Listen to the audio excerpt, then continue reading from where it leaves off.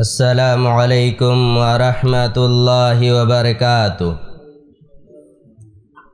الحمد للہ رب العالمین والصلاة والسلام علی رسولہ الکریم اما بعد، فقد قال اللہ تبارک وتعالی فی کتابہ العزیز اِنَّا نَحْنُ نَزَّلْنَا الذِّكْرَ وَإِنَّا لَهُ لَحَافِظُونَ۔ سورۃ الحجر آیت نمبر 9۔ قابل احترام دینی و میلی بھائیوں،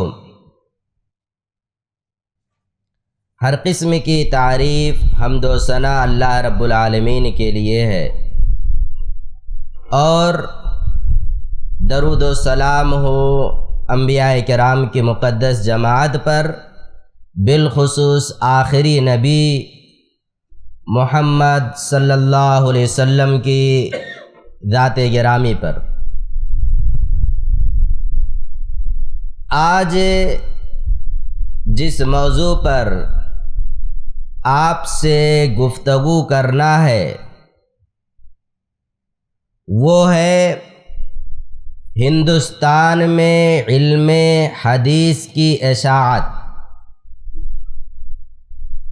دراصل اس موضوع کا تعلق تاریخ سے ہے، ہسٹری سے ہے۔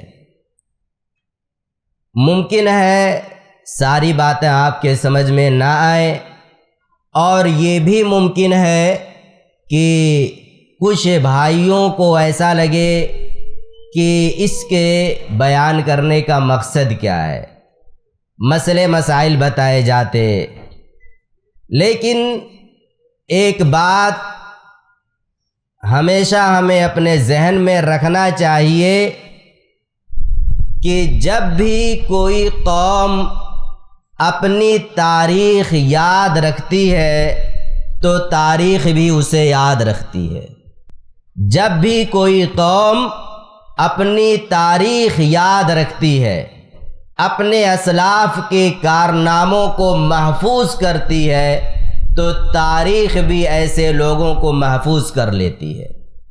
لیکن جو قوم اپنی تاریخ بھلا دے، اپنے اسلاف کے کارناموں کو یاد نہ کرے، تو پھر یہ بھی یاد رکھیے کہ ایسی قوم کو تاریخ بھی بھلا دیتی ہے۔ کتابوں میں اس کا ذکر نہیں ملے گا، ان کے کارنامے نہیں ملیں گے۔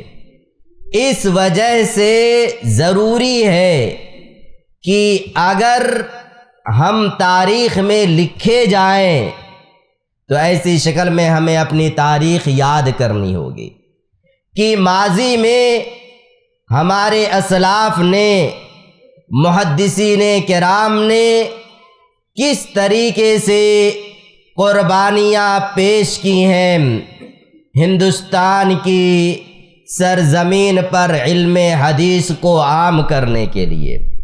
ظاہر سی بات ہے، یہ ایک ایسا ملک ہے جہاں پر اگر مسلم حکمرانوں کی بات کی جائے تو ان کی اکثریت حنفی تھی، ان کی اکثریت حنفی تھی، امام ابو حنیفہ کے پیروکار تھے، فقہ حنفی کے دائرے سے نہیں نکل سکتے تھے وہ لوگ۔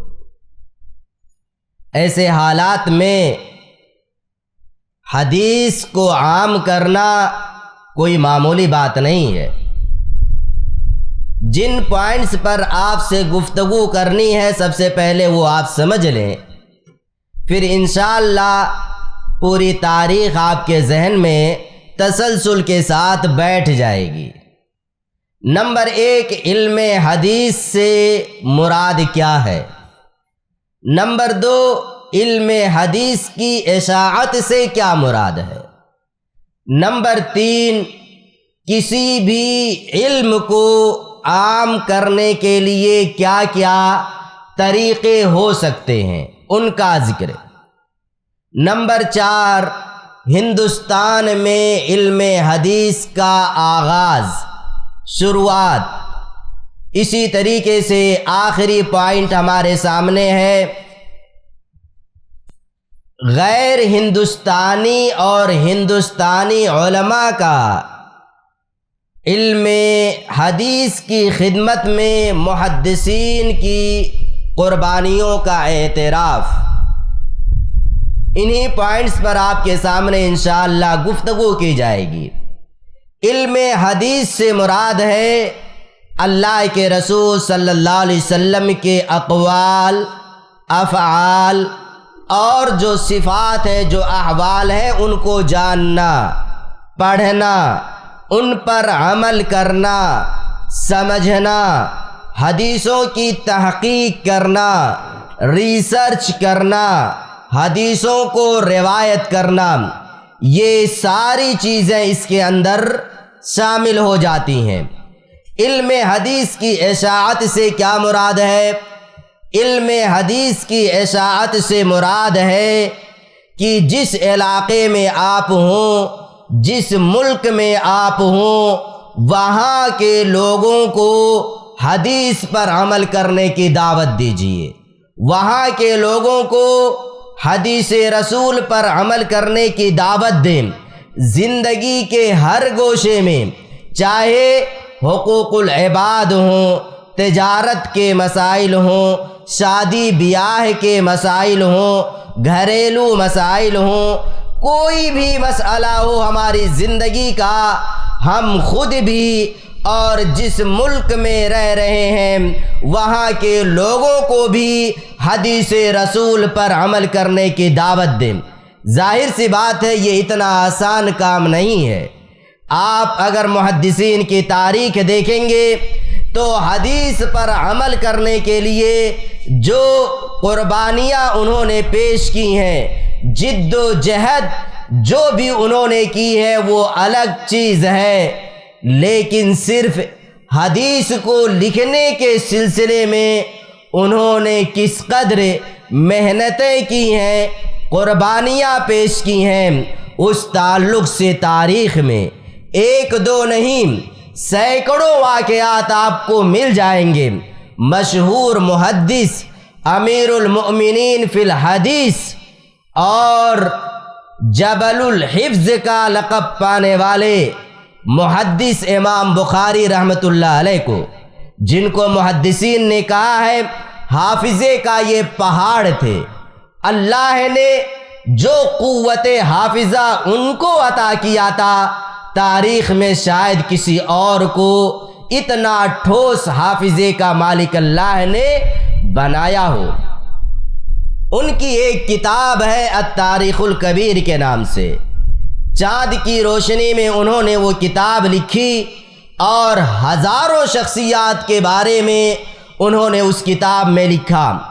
ان کے سوانح حیات، حالات زندگی، امام بخاری رحمۃ اللہ علیہ کہتے ہیں کہ کوئی بھی ایسی شخصیت اس میں نہیں ہے جس کے بارے میں یہ نہ جانتا ہوں وہ شخص کہاں پیدا ہوا، کس علاقے میں پیدا ہوا، کہاں انتقال ہوا اور کس طرح کا وہ شخص تھا، عادل تھا، جھوٹ تھا، کذاب تھا، کس طرح کا وہ شخص تھا، پورا بایو ڈاٹا میرے ذہن میں اس کا محفوظ ہے۔ اور اسی طریقے سے کئی لاکھ حدیثیں ان کو ازبر تھیں، یاد تھیں۔ صرف حدیثیں ہی نہیں، حدیثوں کا جو پورا چین ہوتا ہے، جن کو کہتے ہیں رجال الاسناد، اسناد جن کو کہا جاتا ہے، حدیثوں کی سندیں ہوتی ہیں، فلاں نے فلاں سے، فلاں نے فلاں سے، پھر اللہ کے رسول تک پہنچتے ہیں۔ اس کے ساتھ کئی لاکھ حدیثیں امام بخاری کو یاد تھیں۔ ہم اور آپ سوچتے ہوں گے یہ چیزیں ان کو ایسے ہی مل گئی تھیں، اس کے پیچھے بڑی محنتیں کی تھی اس شخصیت نے۔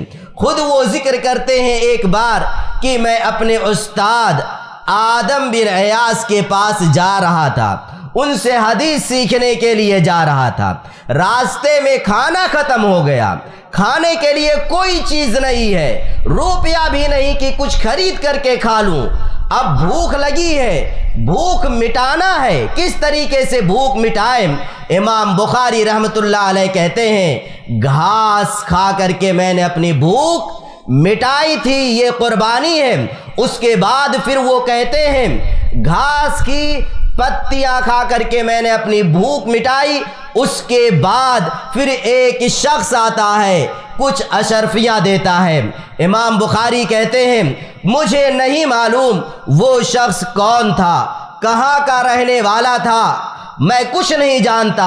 آپ ذرا سوچیں، جس کے ذہن میں ہزاروں افراد کا بایو ڈاٹا محفوظ ہو، ہزاروں افراد کا، کیا اس طرح ہو سکتا ہے وہ اسے نہ جانتے رہے ہوں؟ بہت مشکل ہے۔ بہرحال امام بخاری رحمۃ اللہ علیہ کی زندگی کا ایک واقعہ ہے، یہ تو امام بخاری کی بات تھی۔ اگر ہندوستان میں علم حدیث کے آغاز پر گفتگو کی جائے، چونکہ وہ ایک الگ موضوع ہے کہ محدثین کرام نے حفاظت حدیث کے تعلق سے کس طرح کی قربانیاں پیش کی ہیں، وہ ایک الگ موضوع ہے جس پر کبھی اور گفتگو کی جائے گی۔ لیکن آج کا موضوع ہے ہندوستان میں علم حدیث کی اشاعت کی ابتدا کب سے ہوتی ہے۔ یہ چیز یاد رکھیں کہ ہندوستان میں اسلام صحابہ کے زمانے ہی میں پہنچ چکا تھا۔ صحیح بات یہی ہے، ہندوستان میں اسلام صحابہ ہی کے زمانے میں پہنچ چکا تھا، اور خود 25 صحابہ کرام ہندوستان کی سرزمین پر آتے ہیں۔ مشہور مؤرخ اسحاق بھٹی وغیرہ نے لکھا ہے، واضح طور پر ان کی ایک کتاب ہے بر صغیر میں اہل حدیث کی آمد کب، بر صغیر میں اہل حدیث کی آمد کب، اس کے اندر انہوں نے ذکر کیا 25 صحابہ کرام ہندوستان کے اندر آتے ہیں۔ یہ بات ہے ہندوستان گویا کہ ہندوستان میں اسلام پہلی صدی ہجری ہی میں پہنچ چکا تھا، ہندوستان میں اسلام پہلی صدی ہجری ہی میں پہنچ چکا تھا۔ اور ایک بات یہ بھی یاد رکھ لیجئے کہ جن لوگوں کے ہاتھوں سے اسلام ہندوستان میں پہنچا تھا وہ لوگ کون تھے؟ صحابہ کرام تھے، خالص کتاب و سنت پر عمل کرنے والے تھے، وہ لوگ اہل الحدیث تھے۔ بعض لوگ لوگوں کو گمراہ کرنے کی کوشش کرتے ہیں اور یہ باور کرایا جاتا ہے، یہ ثابت کرنے کی کوشش کی جاتی ہے کہ ہندوستان میں اسلام صوفیہ کے ذریعے سے پھیلا، ہندوستان میں اسلام صوفیہ کے ذریعہ سے پھیلا۔ یہ بات 100% غلط ہے۔ جس کے پاس تاریخ کا صحیح علم ہو وہ کبھی بھی یہ نہیں کہہ سکتا کہ ہندوستان میں اسلام صوفیہ کے ذریعے سے پھیلا، ہندوستان میں اسلام اہل حدیث کے ذریعے سے پھیلا۔ ذرا بتلائیں پہلی صدی ہجری میں، اس کے بعد خلافت راشدہ کے زمانے میں، ابو بکر، عمر، عثمان، حضرت عمر کے زمانے میں آنے والے جو صحابہ تھے وہ لوگ کس کے ماننے والے تھے؟ وہ لوگ خالص کتاب و سنت کے ماننے والے تھے۔ بہرحال پہلی صدی ہجری میں ہندوستان میں اسلام صحابہ کرام اور بعض مسلم فاتحین کے ذریعے سے پہنچ گیا تھا۔ پر سوال یہ ہے حدیث کو عام کب کیا گیا؟ تو اس سلسلے میں 10ویں صدی ہجری آپ اپنے ذہن میں رکھیے۔ 10ویں صدی ہجری سے پہلے علم حدیث کی اشاعت ہندوستان میں نہیں تھی۔ 10ویں صدی ہجری سے دھیرے دھیرے علم حدیث کی اشاعت ہندوستان میں شروع ہوتی ہے۔ اس سے پہلے حدیث کی کتابیں پڑھائی جاتی ہوں، لوگ حدیث کی کتابوں کو خرید کر لائیں، خود بھی پڑھیں، بچوں کو بھی پڑھائیں۔ 10ویں صدی ہجری سے پہلے اس طرح کا ماحول ہندوستان میں نہیں تھا۔ ہاں، تبرکن لوگ حدیث کی کتابیں اپنے پاس رکھا کرتے تھے۔ مشکات المصابیح मुअत्ता इमाम मालिक, इस तरह की किताबें लोग अपने घरों में रखते थे, अपने पास रखते थे, लेकिन हदीस को समझने के लिए नहीं रखते थे या हदीस पर अमल करने के लिए नहीं रखते थे। बरकत के लिए रखा जाता था, तबर्रुक के लिए रखा जाता था। बल्कि हालात तो ये हो चुके थे, जब बेटी की शादी होती थी तो रुखसती के वक्त उसे मुअत्ता इमाम मालिक दे करके रुखसत कर दिया जाता था, अमल नहीं करते थे। गोया कि वो ज़माना ऐसा था 10वीं सदी हिजरी से पहले, और फिर क्या कहते हैं, जब हिंदुस्तान में हनफी हुक्मरां आए, मुग़ल हुक्मरां आए, तो इसके बीच का जो दौर है पूरा, वो दौर तक़लीद का दौर था, तसव्वुफ का दौर था, राफ़ज़ियत का दौर था, और इसी तरीके से बिदअतें माशरे में फैल रही थी, पनप रही थी, कोई रोकने और टोकने वाला नहीं था। लोगों का दारो मदार 10वीं सदी हिजरी से पहले फ़िक़ही किताबों पर था। जो कुछ फ़िक़्ह शाफ़ई में, फ़िक़्ह हनफी में जो कुछ लिखा हुआ है, नमाज का तरीका, हज का तरीका, सब कुछ उसी के मुताबिक अदा किया जाएगा। लेकिन 10वीं सदी हिजरी में ये भी याद रखें, हिंदुस्तान में तो इल्म हदीस की इशाअत ना थी, लेकिन हिजाज में वो दौर इल्म हदीस का दौर था। हिजाज से मुराद मक्का और मदीना है। इन दोनों शहरों में इल्म हदीस उरूज पर था, बड़े बड़े मुहद्दिसीन मौजूद थे। चुनांचे उस वक्त हिजाज में मोहम्मद बिन अब्दुर्रहमान सखावी रहमतुल्लाह अलैह हदीस का दर्स दे रहे थे, और उनके बाज़ शागिर्द, उनका नाम है मोहम्मद बिन अब्दुर्रहमान सखावी रहमतुल्लाह अलैह, जिनका इंतकाल 902 हिजरी में होता है। उनके बाज़ शागिर्द हिंदुस्तान आते हैं और इस मकसद से आते हैं कि यहाँ पर इल्म हदीस को आम करेंगे, लेकिन माहौल इतना ख़राब होता है, तक़लीद का इस कदर ज़ोर होता है कि वो अपने मकसद में कामयाब नहीं हो पाते हैं। उसके बाद अल्लामा सखावी का जब हिजाज में इंतकाल होता है, तो उनकी जगह पर इब्ने हजर मक्की बैठते हैं, आते हैं, और वो हदीस लोगों को पढ़ाते हैं। ये हिजाज की बात है।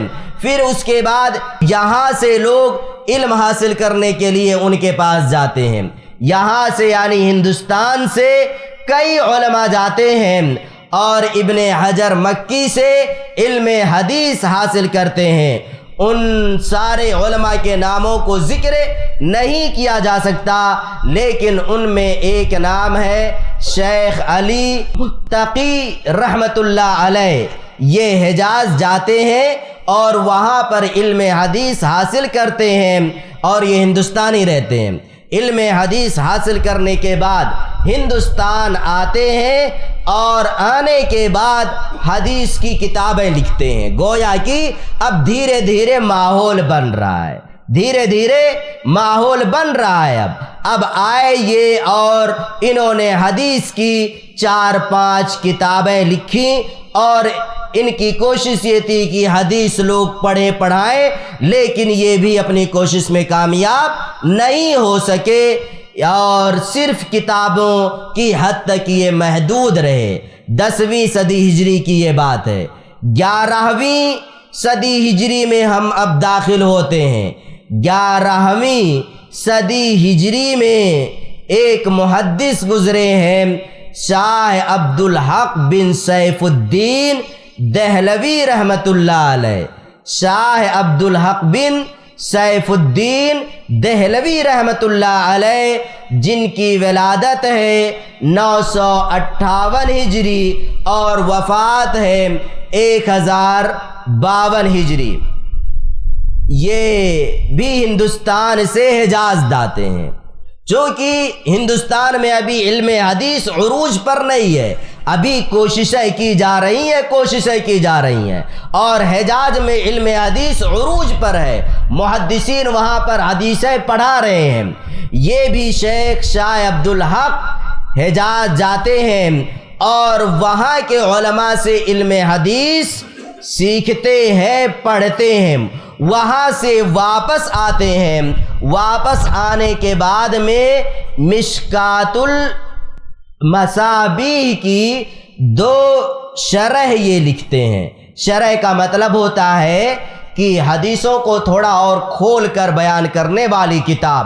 حدیث ہے، اب اس کے جو راوی ہیں، راوی کون ہے، حدیث کا معنی کیا ہے، حدیث سے کتنی باتیں معلوم ہوتی ہیں، حدیث سے متعلق جو کتابیں لکھی جاتی ہیں ان کو شرح حدیث کہا جاتا ہے۔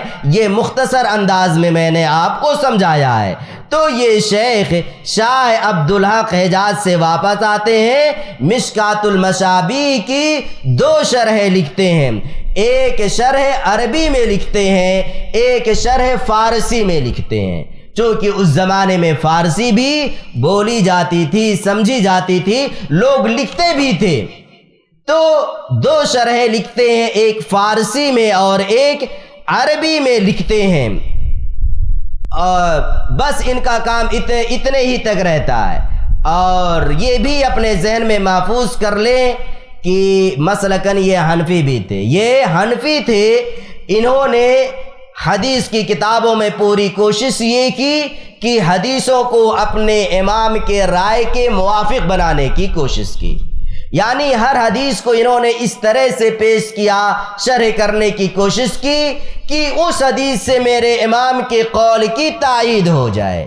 لیکن بہرکیف ان کی اتنی کوشش تو قابل مبارکباد ہے، انہوں نے حدیث کی کتاب اٹھائی، شرح لکھی اور لوگوں کے درمیان کچھ عام کرنے کی کوشش کی۔ پھر یہاں پر تھوڑا سا ماحول بنا، 11ویں صدی ہجری کے نامور محدث شاہ عبدالحق بن سیف الدین رحمۃ اللہ علیہ۔ اس کے بعد ہم آتے ہیں 12ویں صدی ہجری میں۔ 12ویں صدی ہجری میں کئی سارے علماء پیدا ہوئے اور کئی لوگوں نے حدیث کی خدمت کی۔ ان میں ایک خاندان، سب سے پہلے ایک خاندان کا ذکر کرنا بہت ضروری ہے، جسے ہم تمام لوگ کہتے ہیں ولی اللہ خاندان۔ کون سا خاندان؟ ولی اللہ خاندان۔ اس خاندان میں سب سے زیادہ اور بے دھڑک، بے لاگ حدیث کی جو خدمت کی ہے وہ شاہ ولی اللہ محدث دہلوی رحمۃ اللہ علیہ ہیں۔ ویسے تو اس خاندان میں کئی محدثین پیدا ہوئے اور انہوں نے اپنے اپنے طور پر کام بھی کیا، لیکن سب سے شاندار کام اور حدیث پر سب سے قابل تعریف کام جو شاہ ولی اللہ محدث دہلوی رحمۃ اللہ علیہ نے کیا، وہ کام ان کے پورے خاندان میں نہ ان کے والد نے، نہ ان کے بیٹوں نے، نہ ان کے پوتے نواسوں نے، کسی نے بھی نہیں کیا، اور اس کی تاریخ ہے۔ اتنا عظیم کام انہوں نے کیسے کر لیا؟ سب سے پہلے انہوں نے حجاز کا سفر کیا۔ سب سے پہلے یہ کہاں جاتے ہیں؟ حجاز جاتے ہیں اور وہاں پر 2 سال تک ٹھہرتے ہیں۔ 2 سال تک وہاں پر ٹھہرتے ہیں۔ مسجد نبوی میں دیکھتے ہیں یہ تو حلقہ لگا ہے، کیا پڑھایا جا رہا ہے؟ گئے دیکھے حدیث پڑھائی جا رہی ہے، بیٹھتے ہیں، 2 سال تک حجاز میں ٹھہرتے ہیں۔ وہاں کے علماء سے ظاہر سی بات ہے اس وقت وہاں پر 1-2 علماء نہیں تھے، کئی سارے علماء تھے۔ وہاں کے علماء سے یہ استفادہ کرتے ہیں، حدیث سیکھتے ہیں۔ حدیث سیکھنے کے بعد 2 سال جب مکمل ہوتا ہے تو ہندوستان واپس آتے ہیں۔ شاہ ولی اللہ محدث دہلوی رحمۃ اللہ علیہ نے پوری ایک کتاب لکھی، انسان العین فی مشائخ الحرمین، حرمین کے اساتذہ کا ذکر ہے۔ انہوں نے فارسی میں یہ کتاب لکھی ہے، اور اس کتاب میں صرف انہوں نے حرمین کے جن جن اساتذہ سے استفادہ کیا، علم حدیث حاصل کیا، ان تمام کا ذکر کیا ہے۔ جہاں ایک طرف شاہ ولی اللہ رحمۃ اللہ علیہ نے حرمین کے محدثین سے استفادہ کیا، وہیں پر شاہ ولی اللہ محدث دہلوی رحمۃ اللہ علیہ نے اس دنیا کی عظیم شخصیت کہہ سکتے ہیں ابن تیمیہ، شیخ الاسلام ابن تیمیہ رحمۃ اللہ علیہ، علماء کرام کی جب آپ فہرست تیار کریں گے محدثین کی، تو شیخ الاسلام ابن تیمیہ کا بھی بڑا اونچا مقام تھا۔ بعض لوگوں نے یہاں تک کہا کہ ہر وہ حدیث جسے ابن تیمیہ نہیں جانتے وہ حدیث نہیں ہے، اس قدر ان کو دینی علوم میں مہارت تھی۔ کوئی بھی فرقہ ہو، شیعت کا ہو، رافضیت کا ہو، یا اسی طریقے سے اسلام کے نام پر خوارج، معتزلہ، جہمیہ ہو، سارے فرقوں پر ابن تیمیہ رحمۃ اللہ علیہ نے رد کیا اور کتابیں لکھی۔ ان کی علمی وسعت کا عالم یہ تھا، اللہ نے ان کو اس قدر علم سے مالا مال کر رکھا تھا، ان کو کوئی بھی کتاب لکھنے کے لیے عموماً لائبریریوں کی ضرورت نہیں ہوتی تھی۔ پوری یہ لائبریری تھے مستقل۔ عقیدہ واسطیہ کا مسئلہ دیکھ لیجئے، عصر سے لے کر مغرب تک کے بیچ میں لکھ دیا، اور اس طرح کی کئی ساری ان کی کتابیں ہیں۔ آیا سائل، اس نے کہا شیخ ہمارے علاقے میں ایسی بدعت پنپ رہی ہے، ایسے ماحول بن رہے ہیں۔ شیخ الاسلام نے قلم اٹھایا، دوات اٹھائی، ورقے مانگے، لکھ کر کے دے دیا، کہا لے کر کے جاؤ۔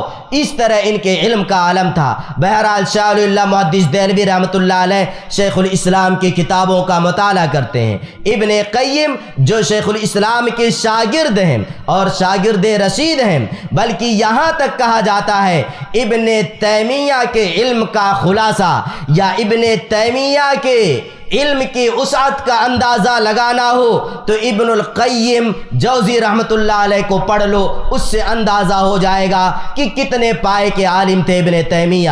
بہرحال شاہ ولی اللہ محدث دہلوی رحمۃ اللہ علیہ ابن تیمیہ کی کتابوں کا مطالعہ کرتے ہیں، جس سے فکری جمود ٹوٹتا ہے، اور جو پورا گھر ایک حنفی ماحول میں جی رہا تھا، حنفیت کو یہ توڑتے ہیں اور پھر ہندوستان کی راجدھانی دہلی میں قیام کرتے ہیں۔ یہ پورا خاندان وہیں پر رہ رہا تھا، اور وہاں پر شاہ ولی اللہ محدث دہلوی رحمۃ اللہ علیہ جب حجاز سے واپس آتے ہیں، دہلی میں ٹھہرتے ہیں، تو سب سے پہلے موطا امام مالک کی 2 شرحیں لکھتے ہیں، ایک عربی میں لکھتے ہیں اور ایک فارسی زبان میں لکھتے ہیں۔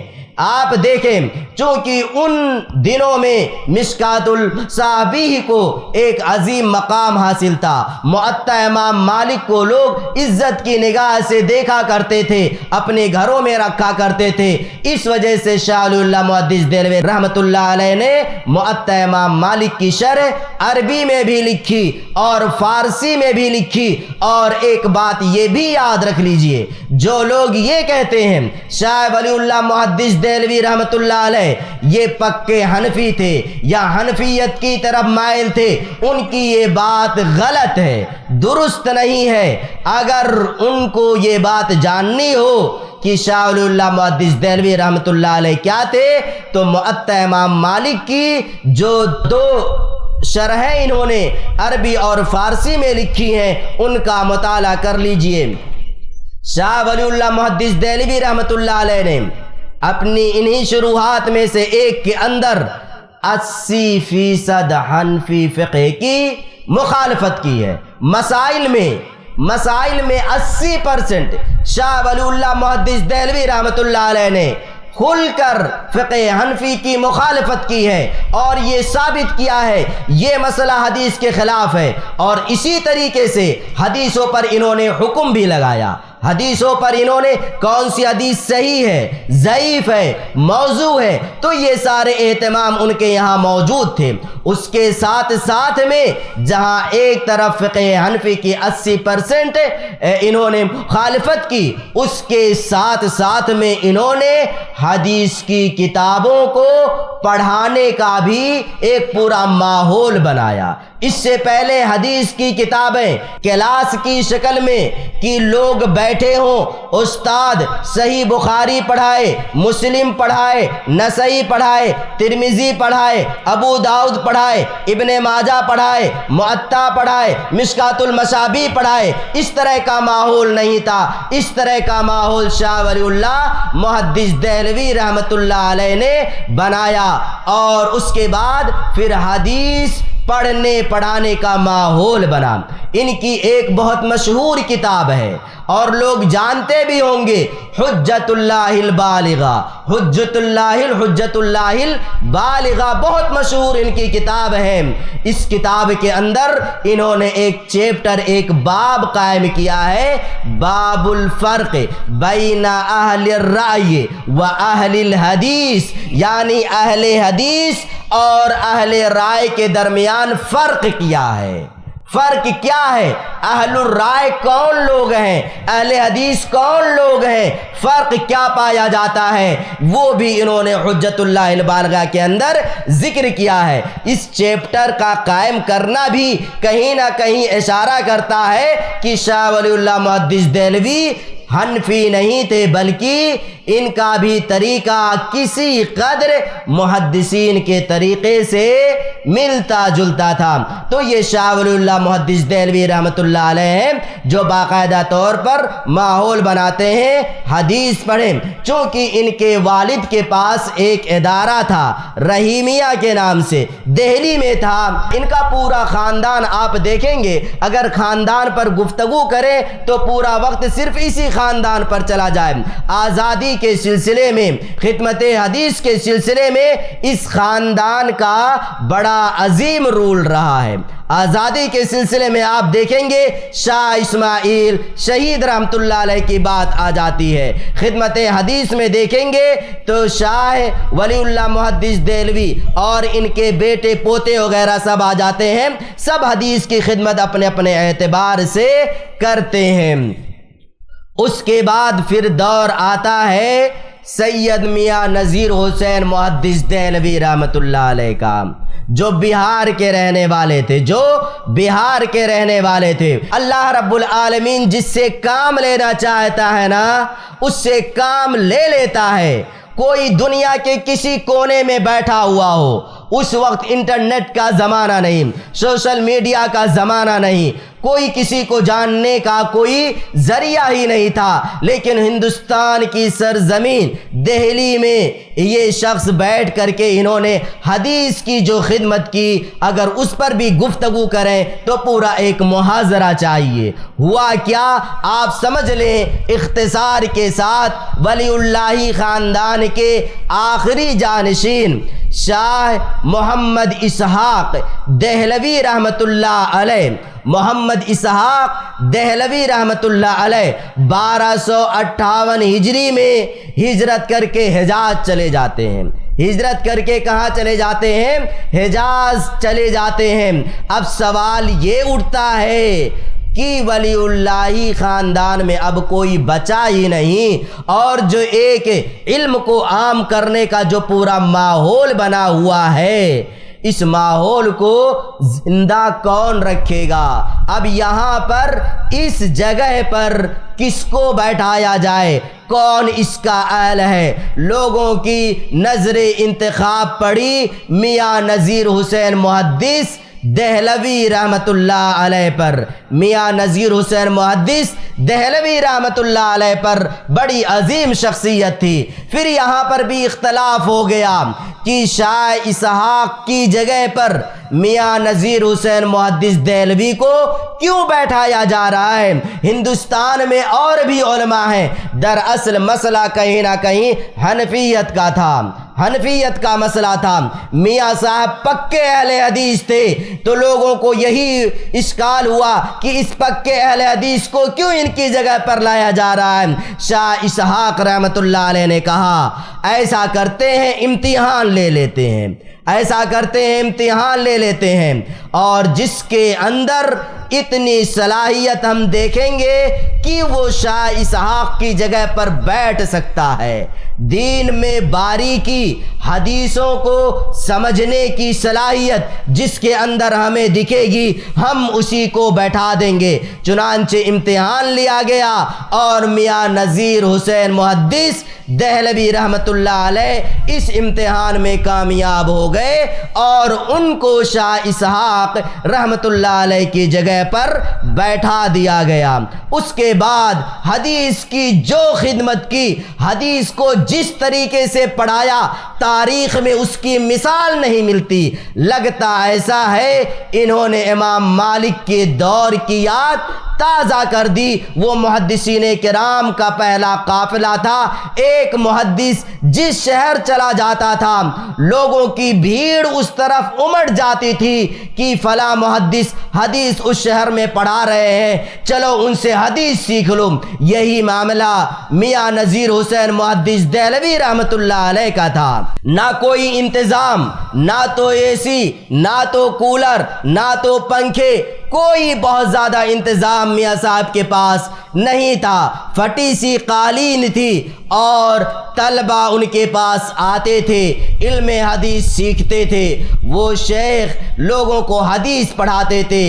شہرت اس قدر ملی، اللہ نے ان کو شہرت اور مقبولیت سے اس قدر نوازا کہ ہندوستان تو ہندوستان، حجاز سے چاہے مکہ ہو، مدینہ ہو، مصر ہو، یمن ہو، مراکش ہو، انڈونیشیا ہو، جو بھی ممالک سے لوگ آ سکتے تھے وہ لوگ سب بھاگے چلے آ رہے تھے۔ دہلی کے ایک کونے میں ایک شخص نذیر حسین کے نام سے بیٹھا ہوا ہے، وہ حدیث پڑھتا ہے، پڑھاتا ہے، چلو اس سے حدیث سیکھ لیں۔ اور پھر نہ جانے کتنے طلبہ نے ان سے علم حدیث حاصل کیا، سینکڑوں نہیں ہزاروں طلبہ نے۔ ہندوستان اور ہندوستان سے باہر کے لوگ، اب گویا کی تاریخ بدل گئی، یہاں سے اب تاریخ الٹ جاتی ہے۔ لوگ علم حدیث حاصل کرنے کے لیے عرب جاتے، حجاز جاتے، لیکن اب وہاں سے لوگ علم حدیث حاصل کرنے کے لیے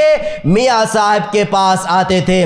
اسی وجہ سے ان کا لقب پڑ گیا شیخ الکل فی الکل، شیخ العرب والعجم، شیخ العرب والعجم، یعنی عربوں کے بھی یہ شیخ تھے اور عجمیوں یعنی ہندوستان، نیپال، جو بھی یہ عجمی ممالک ہیں ان کے بھی شیخ تھے، سارے لوگوں کے یہ شیخ بن گئے اور یہ علم حدیث۔ اور میرے بھائیوں ایک چیز ہمیشہ یاد رکھو، جس کے پاس حدیث کا جتنا زیادہ صحیح علم ہوگا وہ اسی قدر تواضع پسند بھی ہوگا۔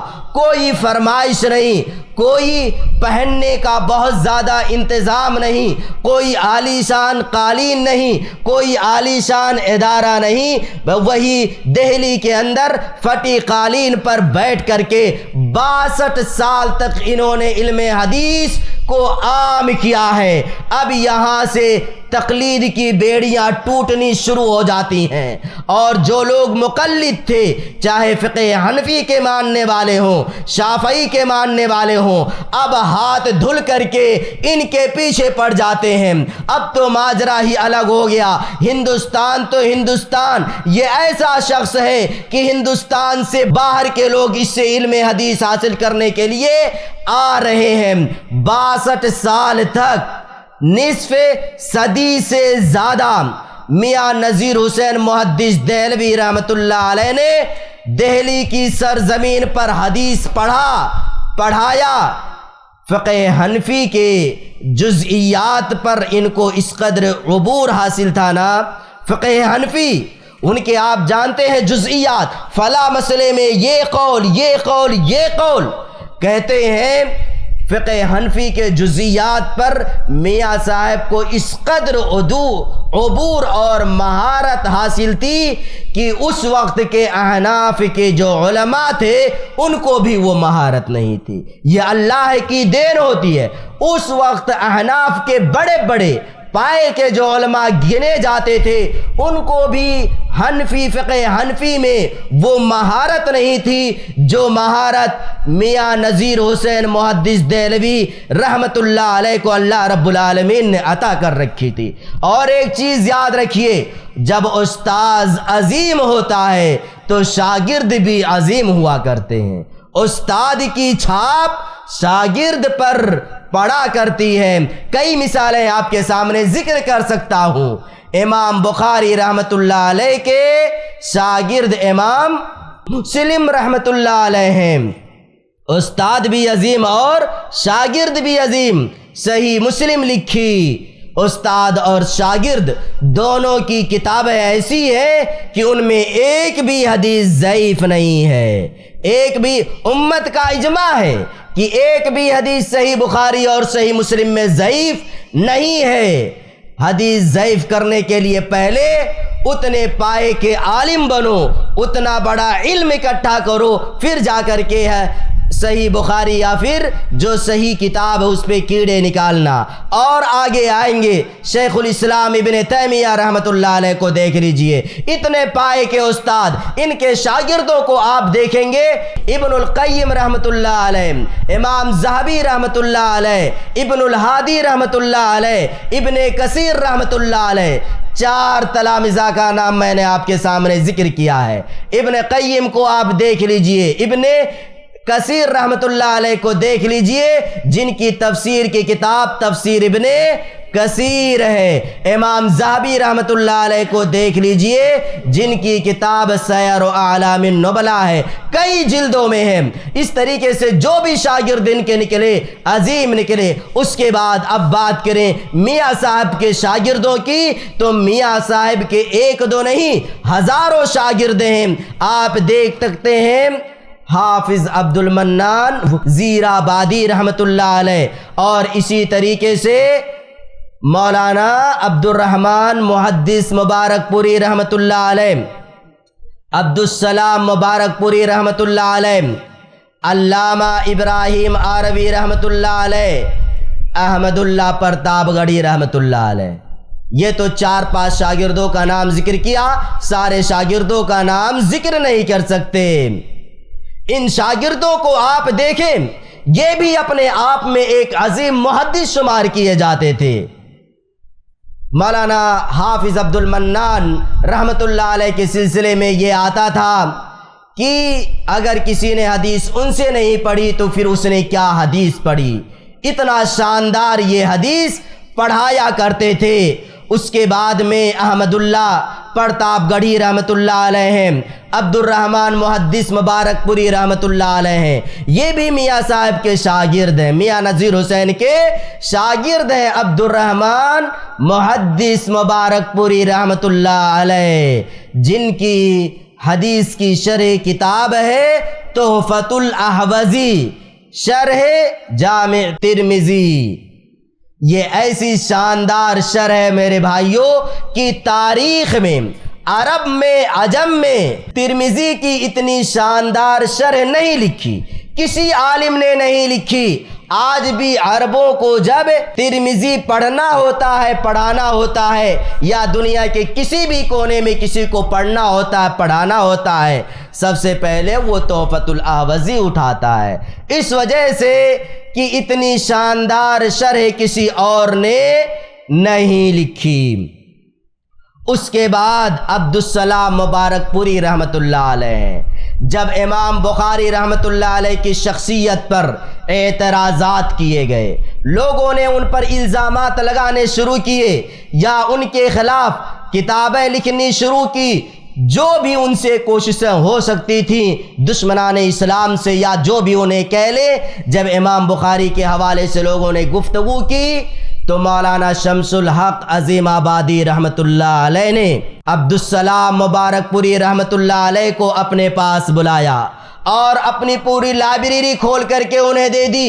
اور یہ بھی یاد رکھیے شمس الحق عظیم آبادی رحمۃ اللہ علیہ بہار کے رہنے والے تھے، ان کے پاس جتنی شاندار لائبریری تھی شاید اس وقت اتنی شاندار لائبریری کسی اور کے پاس رہی ہو۔ شمس الحق عظیم آبادی رحمۃ اللہ علیہ نے عبدالسلام مبارک پوری رحمۃ اللہ علیہ سے کہا یہ میری لائبریری ہے، دنیا جہان کی کتابیں اس لائبریری کے اندر بھری پڑی ہے، لو امام بخاری کا دفاع کرو۔ جو امام بخاری پر الزامات لگائے گئے ہیں اللہ نے تمہیں اتنی صلاحیت دی ہے، تم ان الزامات کا جواب دو۔ چنانچہ عبدالسلام مبارک پوری رحمۃ اللہ علیہ نے کتاب لکھی سیرت الامام بخاری، سیرت الامام بخاری، امام بخاری کی سیرت، اور وہ کتاب اتنی مقبول ہوئی اور امام بخاری کی سیرت پر اتنی شاندار کتاب لکھی کہ شاید عربی میں تو نہیں لیکن اردو میں اس سے شاندار آپ کو کوئی اور کتاب نہیں ملے گی۔ وہ کتاب اتنی اہم تھی کہ بعد میں اس کتاب کو عربی میں بھی منتقل کیا گیا تاکہ عجمی کے ساتھ ساتھ میں عرب بھی فائدہ اٹھا سکیں اور امام بخاری کا جو مقام و مرتبہ ہے اسے سمجھ سکیں۔ انہی کے ایک شاگرد مولانا ابراہیم آروی رحمۃ اللہ علیہ ہیں جنہوں نے ایک ادارہ کھولا تھا، جامعہ سلفیہ آرا کے نام سے بہار میں کھولا تھا۔ یہ شاگرد استاد کی چھاپ شاگرد پر ہوتی ہے۔ یہ مولانا ابراہیم آروی رحمۃ اللہ علیہ، اللہ رب العالمین نے ان کو جہاں علم دیا تھا وہیں پر اللہ نے ان کو تواضع بھی عطا کر رکھی تھی۔ اس قدر متواضع تھے کہ انہوں نے ہندوستان میں سب سے پہلا اقامتی درسگاہ یا ادارہ کھولا جہاں پر لوگ رہ کر کے قیام و طعام کے ساتھ میں علم حدیث حاصل کر سکیں۔ جب کبھی طلبہ کے کھانے کا انتظام نہیں ہوتا تھا علامہ ابراہیم آروی رحمۃ اللہ علیہ اسٹیشنوں پر جا کر کے قلی کا کام کیا کرتے تھے، مزدوری کیا کرتے تھے۔ اپنے وقت کا اتنا عظیم عالم دین ہندوستان میں بے شمار جس کی خدمتیں ہیں علم حدیث کے حوالے سے، رات میں جا کر کے اسٹیشن پر قلی کا کام کرتا تھا۔ جو روپے پیسے ملتے تھے ان کا راشن خرید کر کے بچوں کو کھلایا کرتے تھے۔ اور اسی طرح کا کچھ واقعہ میاں نذیر حسین محدث دہلوی رحمت اللہ علیہ کا ہے۔ ان کا ایک نابینا شاگرد تھا، اس کا ہاتھ پکڑ کر کے باتھ روم لے جاتے، لے کر آتے، اس کی پوری خدمت اپنے وقت کا یہ عظیم محدث کیا کرتا تھا۔ یہ ہے جس کے پاس اصلی علم ہو، کتاب و سنت کا علم ہو، اس کے اندر ایسے ہی تواضع موجود ہوتی ہے۔ خلاصہ کلام یہ میاں صاحب کے بے شمار شاگرد نکلے، ہندوستان میں بھی، ہندوستان سے باہر بھی بعض شاگردوں نے مستقل ادارہ کھولا اور بعض شاگردوں نے کتابیں بھی لکھی، شروحات حدیث لکھے۔ ان کے شاگردوں کی خدمات بھی بڑی عظیم ہیں اور ان کا دائرہ بھی بڑا وسیع ہے۔ اسی طریقے سے آگے آئیں گے تو عبید اللہ محدث مبارک پوری رحمت اللہ علیہ کا ذکر آتا ہے جو دارالحدیث رحمانیہ دہلی کے فارغ تھے۔ عبید اللہ محدث مبارک پوری رحمت اللہ علیہ نے مشکات المصابیح کی شرح لکھی مرعات المفاتیح کے نام سے۔ یہ اتنی شاندار شرح ہے کہ مشکات المصابیح کی جتنی شروحات ہیں ان سب پر یہ شرح بھاری ہو گئی، لیکن مسئلہ یہ ہوا عبید اللہ رحمانی رحمت اللہ علیہ شرح مکمل کر نہ سکے، کتاب الحج تک پہنچے تھے کہ ان کا انتقال ہو گیا تھا۔ بہت شاندار شرح یہ، بلکہ اس شرح پر تو لوگوں نے پی ایچ ڈی کا رسالہ بھی رکھا ہے۔ یہ شرح کتنی قیمتی ہے، اصولی مباحث، فقہی قواعد کس قدر ذکر کیے گئے ہیں اور اللہ نے کس قدر اس زمانے میں انہیں حافظہ عطا کیا تھا۔ بڑی نیک شخصیت تھی عبید اللہ محدث مبارک پوری رحمۃ اللہ علیہ کی، اور یہ ساری چیزیں انہوں نے سیکھی تھیں عبد الرحمن محدث مبارک پوری رحمۃ اللہ علیہ سے۔ اس کے بعد میں اور بھی لوگ آتے ہیں حدیث کی اشاعت میں۔ حدیث کی اشاعت کا ایک طریقہ یہ بھی ہے ادارے کھولے جائیں، مدارس کھولے جائیں، طلبہ آئیں، انہیں حدیث پڑھائیں، اور اسی طریقے سے حدیث پر کتابیں لکھی جائیں، شروحات حدیث لکھی جائیں۔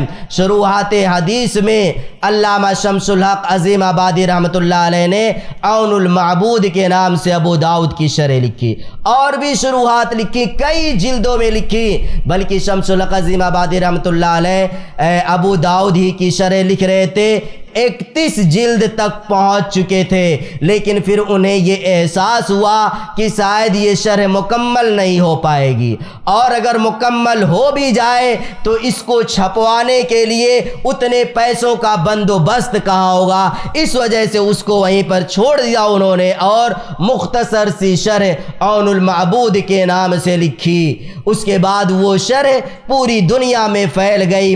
اسی طریقے سے ایک نام آتا ہے میاں صاحب کے شاگردوں میں مولانا ثناء اللہ امتصری رحمۃ اللہ علیہ، یہ بھی ان کو کہا جاتا ہے شیر پنجاب اور فاتح قادیان کے نام سے ان کو یاد کیا جاتا ہے۔ اللہ رب العالمین نے کیا حاضر جواب ان کو بنایا تھا، حاضر جواب اللہ رب العالمین نے ان کو اس قدر تیز بنایا تھا کہ عبد الرؤف رحمانی رحمۃ اللہ علیہ کہا کرتے تھے، اسلام کے خلاف کوئی بھی فتنہ رات میں پیدا ہو، صبح کے وقت ثناء اللہ امتصری رحمۃ اللہ علیہ جواب دینے کے لیے کافی ہیں۔ کوئی فتنہ ایسا نہیں ہوگا جو اسلام کے نام پر پیدا ہو اور یہ بندہ جواب نہ دے دے۔ عرب کے لوگ بھی ان کی تعریف کیا کرتے تھے، بلکہ بعض لوگوں نے کہا رجل الہی، یہ اللہ کی طرف سے کوئی انسان آیا تھا۔ اس ہندوستان کی سرزمین پر جب حدیث پر اعتراض کیے گئے، اللہ کے رسول کی شخصیت پر اعتراض کیے گئے، اسلام کے خلاف الزامات لگائے گئے، ساری چیزوں کا جواب شیخ الاسلام مولانا ثناء اللہ امتصری رحمۃ اللہ علیہ تنے تنہا دیا کرتے تھے۔ یہی فاتح قادیان کا جو انہیں لقب دیا گیا اتنی آسانی سے نہیں، بلکہ قادیانیوں کا جو بانی تھا مرزا غلام احمد قادیانی، اتنی آسانی سے ان کی بات کو تسلیم کرنے والا نہیں تھا۔ ایک بار چیلنج ہوا کہ ثناء اللہ بھی آ جائیں اور مرزا غلام احمد قادیانی بھی آ جائے، اور دونوں یہ وعدہ کریں کہ جو جھوٹ ہوگا سچے کی زندگی میں اس کا انتقال ہو جائے گا، جھوٹے کی وفات سچے کی زندگی میں ہوگی۔ اور وہ سن غالباً 1904 کا تھا، جس سن میں یہ وعدے ہوئے تھے مباہلہ ہوا تھا 1904 یا 1902 کا سن تھا۔ اس کے بعد پھر کیا ہوا، یہ بات طے ہوتی ہے، اس کے بعد پھر مرزا غلام احمد قادیانی کا انتقال ہو جاتا ہے۔ مباہلہ یہی ہوا تھا سچے کی زندگی میں جھوٹے کا انتقال ہو جائے گا۔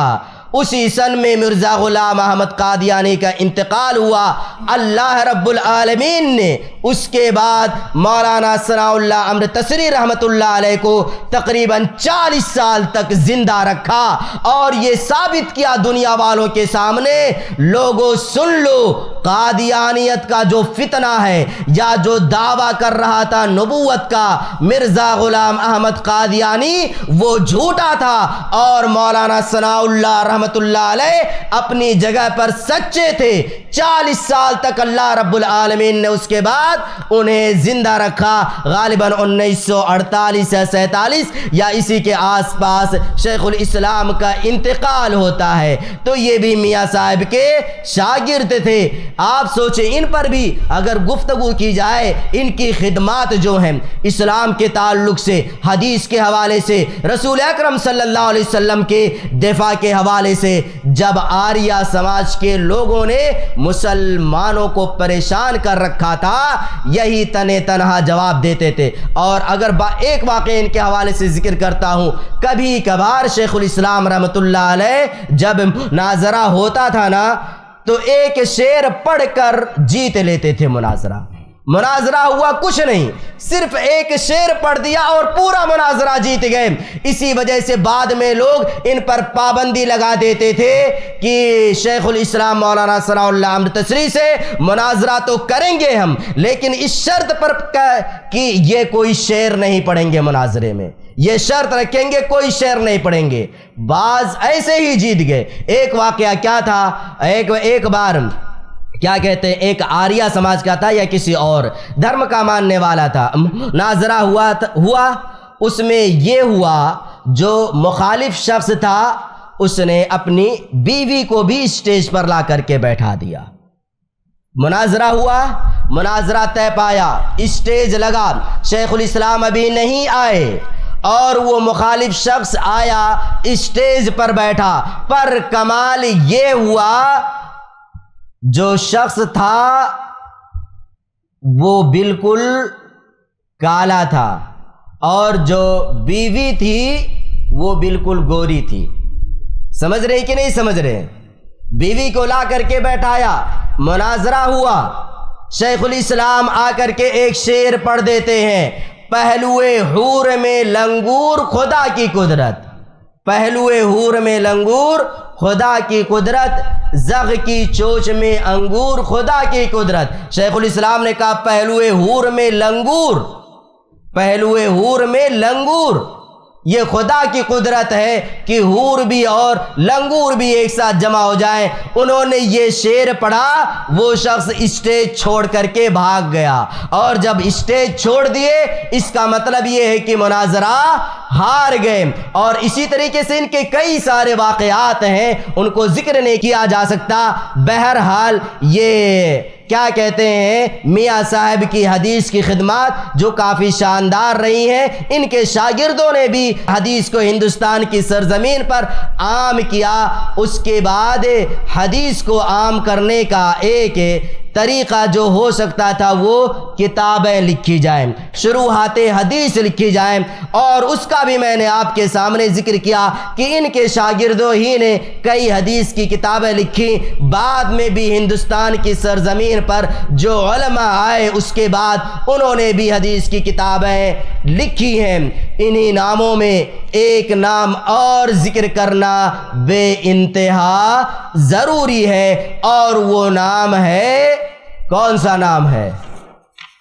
کوئی بتائے گا؟ ایک نام اور ہے، حدیث کی انہوں نے بے لاکھ خدمت کی، نواب صدیق حسن خاں قنوجی رحمت اللہ علیہ، نواب صدیق حسن خاں قنوجی بھوپالی رحمت اللہ علیہ۔ ان کی شادی ملکہ بھوپال سے ہوتی ہے، اور وہ اس دور کی جو عورت تھی نا، ظاہر سی بات ہے بھوپال کی والی ہے، روپے پیسوں کی اس کے پاس بہتات فراوانی ہے۔ نواب صدیق حسن خان رحمت اللہ علیہ کی جب ان سے شادی ہوئی اور انہیں ایک عہدہ ملا ہندوستان میں، تو انہوں نے اس عہدے کا جائز فائدہ اٹھایا، اور جو پیسے ان کے پاس تھے اس کا بھی جائز فائدہ اٹھایا۔ کیا فائدے اٹھائے؟ سب سے پہلے یمن کے دو عظیم عالموں کو ہندوستان کی سرزمین پر بلایا حدیث کو پڑھنے پڑھانے کے لیے، حسین بن محسن الیمانی رحمت اللہ علیہ کو، جو انڈائریکٹ امام شوکانی کے شاگرد ہیں۔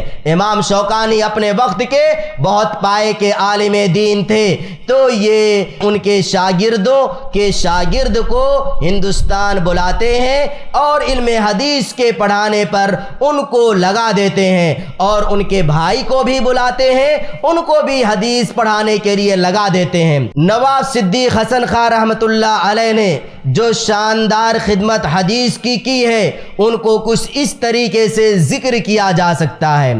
سب سے پہلے کتابوں کی طباعت کا مسئلہ ہے۔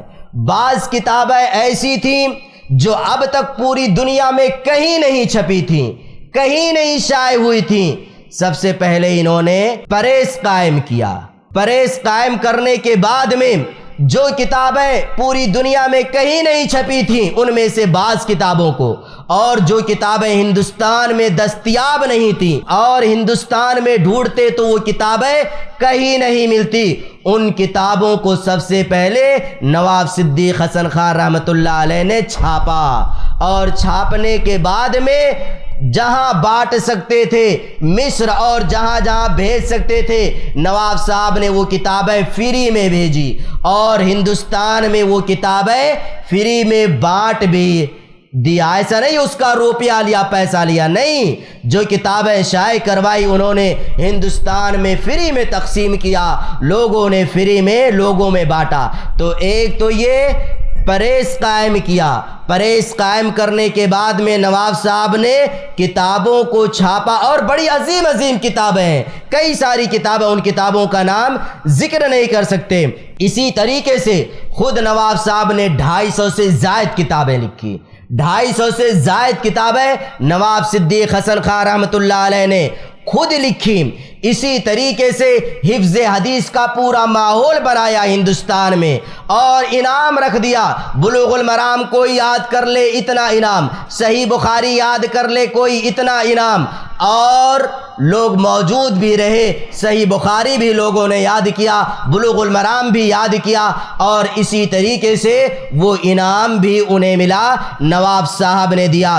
اسی طریقے سے انہوں نے جو کام کیا، ایک کام ان کا یہ بھی ہے، حدیث کی کتابوں کو اردو میں ٹرانسلیشن کروایا، عربی کی جو حدیث کی کتابیں تھیں ٹرانسلیشن کروایا اردو میں، اور اس کے لیے افراد متعین کیے۔ ظاہر سی بات ہے ہندوستان میں عربی زبان سمجھی نہیں جاتی ہے، یہاں کے لوگوں کو سمجھانے کے لیے، حدیث پڑھنے کے لیے، بتانے کے لیے کیا ضروری ہے، حدیث کی کتابوں کو اردو میں منتقل کیجئے تاکہ عام انسان بھی حدیث کی کتاب کو پڑھ سکے اور سمجھ سکے۔ نواب صاحب نے حدیث کی کتابیں کتب ستہ، صحیح بخاری، مسلم، نسائی، ترمذی، ابو داؤد، ابن ماجہ، مشکوٰۃ المصابیح، موطأ امام مالک، ساری کتابوں کو اردو میں ٹرانسلیشن کروا کر کے لوگوں میں بانٹ دیا۔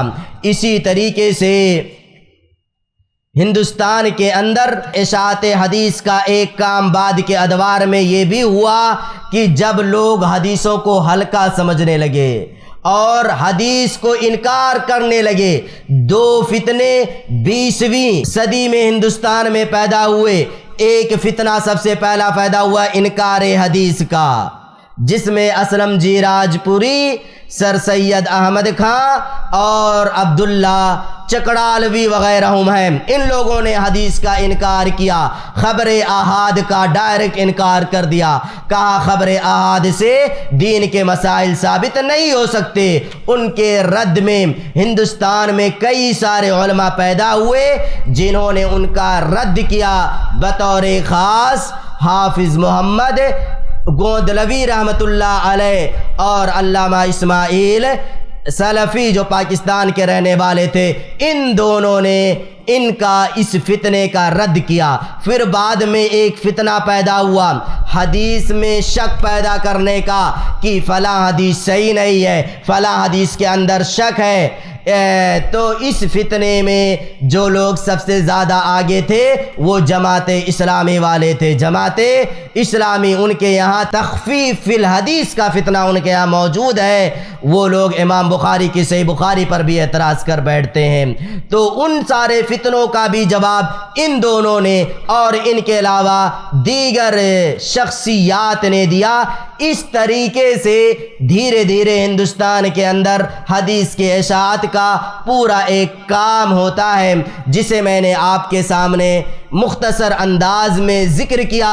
خلاصے کے طور پر آپ سمجھ سکتے ہیں کہ ہندوستان میں علم حدیث کو عام کرنے میں دو شخصیات کا سب سے عظیم رول رہا ہے، بلکہ 3 کو اس میں شامل کر لیجئے تو بات اور واضح ہو جائے گی۔ ان میں سب سے پہلی شخصیت شاہ ولی اللہ محدث دہلوی رحمۃ اللہ علیہ کی ہے، دوسری شخصیت سید میاں نذیر حسین محدث دہلوی رحمۃ اللہ علیہ کی ہے، جن کا لقب پڑ گیا شیخ الکل فی الکل، شیخ العرب والعجم، 62 سال تک حدیث پڑھاتے ہیں۔ تیسری شخصیت آتی ہے ملکہ بھوپال سے شادی کرنے والے نواب صدیق حسن خان بھوپالی رحمۃ اللہ علیہ کی۔ ان تینوں نے ہندوستان کے اندر حدیث کی جو خدمت کی ہے وہ خدمت اب کے زمانے میں بھی اس طرح کسی نے نہیں کی، اور ماضی میں بھی اس طرح کی خدمت حدیث کے ہندوستان کی سرزمین پر کسی اور نے نہیں کیا ہے۔ میرے بھائیوں، حدیثوں کو عام کرنا اتنا آسان نہیں ہوتا ہے، بالخصوص ایسے ماحول میں جہاں پر تقلید کا پورا ماحول ہو، رافضیت کا ماحول ہو، بریلویت کا ماحول ہو اور دیگر بدعتیں پنپ رہی ہوں۔ اس زمانے میں، اس ماحول میں حدیث کو پڑھنا پڑھانا بہت مشکل کام ہوتا ہے۔ انہی شخصیات کو دیکھیں گے تو انہی پر بعض پر حملے بھی کیے گئے، قتل کرنے کی کوششیں بھی کی گئیں۔ سید میاں نذیر حسین محدث دہلوی کو لوگوں نے چھوڑا نہیں۔ یہی شخصیت جب ہندوستان سے عرب جاتی ہے، مکہ مدینہ جاتے ہیں حج کرنے کے لیے، سفر حج کرنے کے لیے، تو یہاں کے بعض لوگ ان پر الزام لگا کر کے ان کو قید کروانا چاہتے ہیں تاکہ یہ وہیں پر قید ہو جائے، وہیں پر ختم ہو جائے۔ لیکن اللہ جسے بچانا چاہتا ہے اسے کوئی مار نہیں سکتا۔ وہ حج پر گئے، حج سے واپس آئے، پھر انہوں نے حدیث کی خدمت کی، کئی ساری خدمتیں ہیں۔ بہرحال مختصر طور پر میں نے آپ کے سامنے ہندوستان کی سرزمین پر اشاعت حدیث کا جو کام کیا، محدثین نے، ہمارے علماء نے ان کا ذکر کیا۔ تفصیلی طور پر اگر ذکر کریں تو پھر کافی وقت چاہیے۔ اللہ رب العالمین سے دعا ہے، الہ العالمین تو ہم تمام لوگوں کو خدمت حدیث کی توفیق عطا فرما۔ الہ العالمین تو ہم تمام لوگوں کو اپنے محدثین کے راستے پر چلنے کی توفیق دے۔ ایک آخری بات رہ گئی کہ ان کی خدمت کا اعتراف غیروں نے بھی کیا ہے، ان کی خدمت کا اعتراف غیروں نے بھی کیا ہے۔ عرب کے، مصر کے بڑے بڑے علماء نے کہا ہے کہ اگر ہندوستان کے محدثین نے، علماء نے علم حدیث کی طرف توجہ نہ دی ہوتی تو اب تک ہندوستان اور اس کے ارد گرد کے جتنے ممالک ہیں، کئی ممالک، ساری جگہوں سے علم حدیث ختم ہو جاتا۔ بلکہ ایک بار کچھ لوگ رشید رضا مصری کے پاس علم حدیث حاصل کرنے کے لیے جاتے ہیں۔ رشید رضا مصری کہتے ہیں کہ علم حدیث مصر میں نہیں ہے، علم حدیث حاصل کرنا ہو تو ہندوستان جاؤ، وہاں پر محدثین موجود ہیں جو حدیثوں کو ویسے ہی پڑھاتے ہیں جس طریقے سے رسول اللہ صلی اللہ علیہ وسلم کے بعد صحابہ تابعین حدیثوں کو پڑھتے پڑھاتے تھے، اسی طریقے سے یہ ہندوستان کے محدثین حدیثوں کو پڑھتے پڑھاتے ہیں۔ لہذا مصر نہ آؤ بلکہ کہاں آؤ، ہندوستان آؤ۔ وہ ہندوستان آتے ہیں، علم حدیث حاصل کر کے پھر اپنے شہر واپس چلے جاتے ہیں۔ والسلام علیکم ورحمۃ اللہ وبرکاتہ۔ ایسے ہی فائدہ مند اسلامک ویڈیوز دیکھنے اور منہج سلف پر کتاب و سنت کی تعلیمات کو عام کرنے میں ہمارا تعاون کریں تاکہ آپ کے لیے ذریعہ نجات، جنت کے حصول کا سبب، ساتھ ہی مال میں برکت و اضافے کا ذریعہ بھی بنے۔ آمین۔ جزاک اللہ خیرن۔